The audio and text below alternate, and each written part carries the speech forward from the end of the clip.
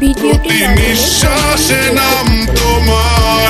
তোমাকে জানিয়ে দিলাম ও প্রিয়তমা, ঈশ্বর কি তোমার আমার মিলন লিখতে পারতো না?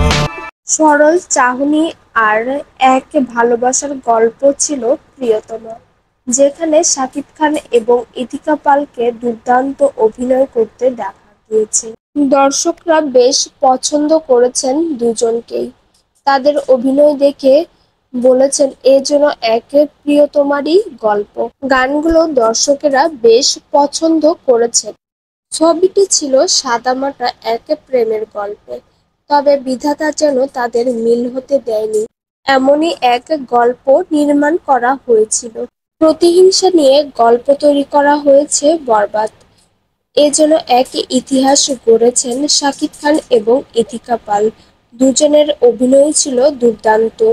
বরবাদ সিনেমাতে প্রেম, রহস্য, প্রতিহিংসা, অ্যাকশন, শ্লীলতাহানি, ড্রামা, প্রতিশোধ সব মিলিয়ে এ যেন এক হিংস্র এক জীবন কাহিনী তুলে ধরা হয়েছে। সিনেমাটি ব্লকবাস্টার হয়েছে, দর্শকরা বেশ পছন্দ করছেন এখনো। বিভিন্ন দেশেও এই সিনেমাটি মুক্তি দেওয়া হয়েছে। সিনেমাটি সেখানেও চাহিদা বেড়েছে। এখন পর্যন্ত এই সিনেমাটি হলে চলছে। প্রযোজক প্রতিষ্ঠান এই সিনেমাটির মাধ্যমে ১০০ কোটি টাকা আয় করতে চেয়েছিলেন, তবে সিনেমাটি পাইরেসি হওয়ার কারণে অনেকটাই ক্ষতি হয়েছে এমনটা দাবি করছেন। এখন পর্যন্ত ৭৫ কোটি টাকা ব্যবসা করেছে এই সিনেমা।